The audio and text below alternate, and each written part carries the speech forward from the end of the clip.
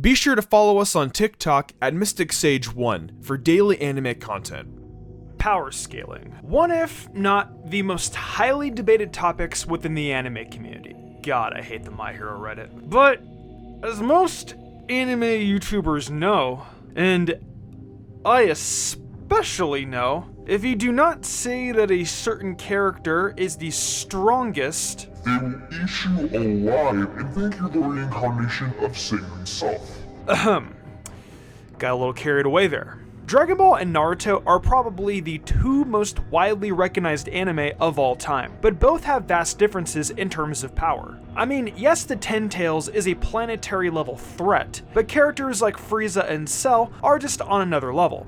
But what if we took one of the weakest fodder villains in Dragon Ball, the Saibamen, and put them in the Naruto universe? How strong would they be? Who could stop them? Do my parents love me? No. But the last two questions are a bit more difficult to answer. So in today's video, we are going to find out just how strong the Saibamen really are compared to characters of Naruto. Now, as most of you know by now, doing a video like this is very tricky, considering these characters are from different shows. So the best way to measure the power of a character is to compare feats. Feats meaning demonstrations of power used for all of us to see. No headcanon or filler episodes obviously, since they are not taken directly from the source material. On some occasions, I may bring up a statement made by a character in a certain scenario, and I believe, with context to what is going on, that can also be fair game to use in this video. As for where I'm going to be pulling the information from, I will be using only things said in the Dragon Ball and Naruto manga and anime, with an exception to filler, as well as any authentic data books approved and co-signed by Toriyama and Kishimoto. Finally, I'm going to be taking a look at attack power and speed, since those are the most important characteristics for measuring combat capabilities. Now, with all that explaining out of the way, let's find out just how strong the Saibamen really are. So, for the people who aren't as familiar with Dragon Ball, the Saibamen aren't in the show for that long. 2 chapters, and they're pretty much wiped out. But thanks to this quote from Nappa, the Saibamen all had the same power level as Raditz. And even though Raditz is universally clowned in the DBZ community, put him in any other show, and he would be one of the strongest characters. A good way to calc his attack power is to take a look at this manga panel in Dragon Ball. Here we have Piccolo's ability to destroy the moon with a ki blast at around 3 to 4 seconds, which, keep in mind, was literally right after the Raditz arc. At this point in time, Piccolo was calced by Raditz's scouter, which in this verse is the universal way to measure power. Piccolo's power comes around to 322 with weights on. Now, when Piccolo destroyed the moon, this was literally days after that calc was made. And during that time, he was meditating or throwing Gohan at a mountain. He gained little, if not no power during that time, even if he trained off screen. But that Piccolo was able to obliterate the moon into non-existence, which to destroy its gravitational pull takes about 29 exotons of force. But he didn't just destroy the moon, he obliterated it in a matter of seconds, which at least takes small planetary levels of force. And that Piccolo is 3 times weaker to Raditz, and therefore the Saibamen. And I know it's stated in guides that you need a power level of 10k to destroy planets, but this term is very vague and can be used for the likes of average to big planets. Earth is actually considered to be a small planet in Dragon Ball, as stated by King Cold.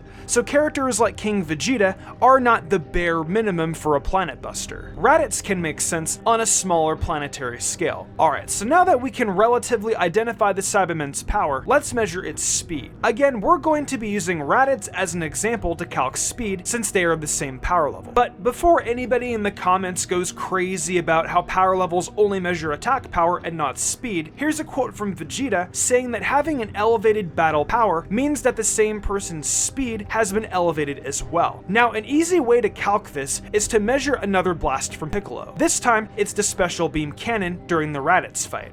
If we look at the ki blast that was able to vaporize the moon in about 4 seconds, give or take, and compare that to a special beam cannon, which is around 3 to 4 times faster than the blast as stated by Raditz, and also fired at point blank range, and Raditz was able to dodge that, the Saibamen are pretty damn quick. To put that in perspective, light takes about 1.2 seconds to hit the moon. And if we give that Piccolo blast 4 seconds to hit the moon, it's fast, but not quite as fast as the speed of light. But also, you have to keep in mind that the special beam cannon is 4 times faster than that ki blast, so dividing 4 by 4 is 1, and that calcs Raditz, and therefore the Saibamen, to be relative to light in terms of speed.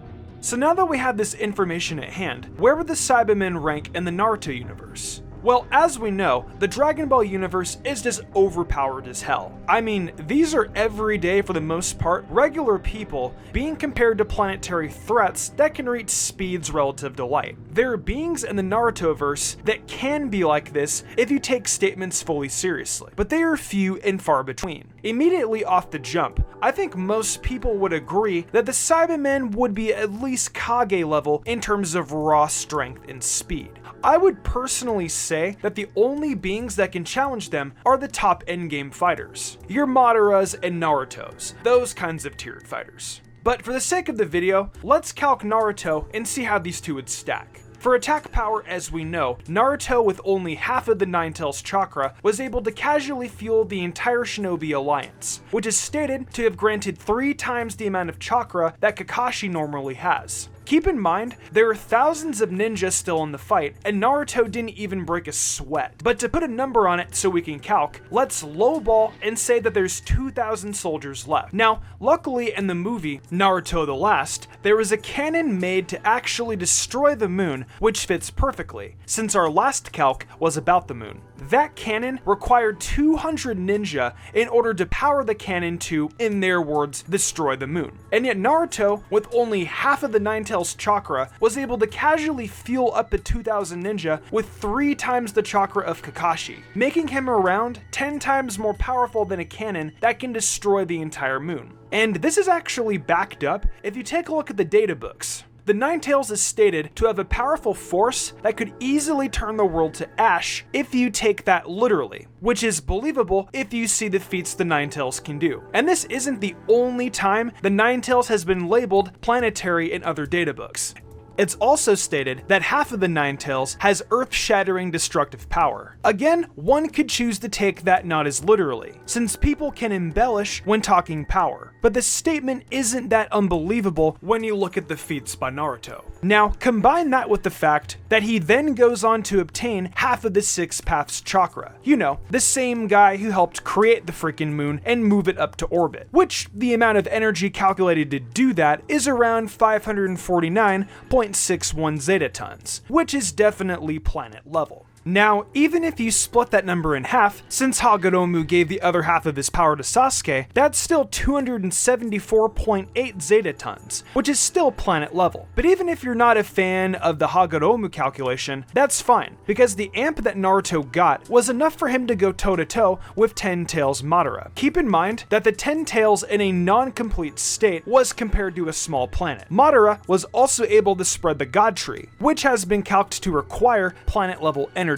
So, no way you slice it, Naruto is definitely planet level by the end of the show. Now, for speed, Naruto before even obtaining the Six Paths chakra was able to, in Kyuubi chakra mode, dodge a punch from the Raikage at point blank range. This might not sound that impressive until you look at the data books, where it is confirmed that the Raikage's lariat is able to reach near the speed of light. Now, we don't know if that was Naruto's full speed, or if that was even the Raikage's full speed, but it is safe to say that Naruto is at least 50 to 60% the speed of light. And this is just Kyuubi chakra mode. When Naruto gets a boost from Six Paths Sage mode, it is actually confirmed that his reaction speed meets or exceeds that of Madara in his Ten-Tails form. And this is the same guy who is able to somewhat react to 8th Gate Guy, who is running so fast he's bending space with his speed alone, with only one eye by the way. And this speed is just from Naruto's base Six Paths Sage mode form, with no amps from Kurama. We also see Naruto being able to dodge Madara's Sage Art Light Fang at point blank, which, keep in mind, it's Sage Art, so he's using natural light rays to shoot at Naruto. And keep in mind, this 60% the speed of light, plus relative amps from power-ups, is a low ball. There are calcs that give Naruto 72 times the speed of light for being able to outspeed the Raikage. But for this video, I think it's safe to give him speeds relative to the speed of light with all the power amps. So, to put that in perspective, I think personally, the Saibamen are definitely high Hokage level of power, and would be tough competition for many people in the Naruto universe. But there are some characters that can beat them, like Naruto, Sasuke, Madara, and Kaguya, amongst some others. But an important thing to note is that in the Naruto universe, the amount of IQ that you have to have in order to win a fight is much more important to that of Dragon Ball. Even though the power of a Saibaman may be relative to that of Naruto and Shippuden, it doesn't mean that the fight would be equal. I mean, Saibamen are brain-dead idiots that don't have much experience or knowledge in general. Heck, most people in the Dragon Ball universe are just not as tactically sound as the people of Naruto. And compare that to Naruto, a person who has years of experience and trained with some of the smartest ninja in the world, and is very skilled with his chakra, and he's able to clone himself and keep his power relatively unchanged. A couple hundred Narutos would be a problem. There's just a lot of hacks that the Saibamen could get caught in that would definitely make it difficult for them to perhaps solo most of the Naruto verse, like Genjutsu among other hacks. So even if the Saibamen are more powerful than most, that doesn't mean that they can solo everyone. Thank you guys so much for watching this video. Again, this video is completely opinionated, and even though math and calcs are factual, there's more than one way to calc someone's power. And at the end of the day, it all comes down to what you see as realistic in terms of power. To me, this seems like it makes the most sense because of how much stronger I see the Dragon Ball world than Naruto. But hey, some of you may think it's a lot closer, so feel free to share your thoughts in the comments below. And if you enjoyed this content, let me know by leaving a like and sharing this video with a friend.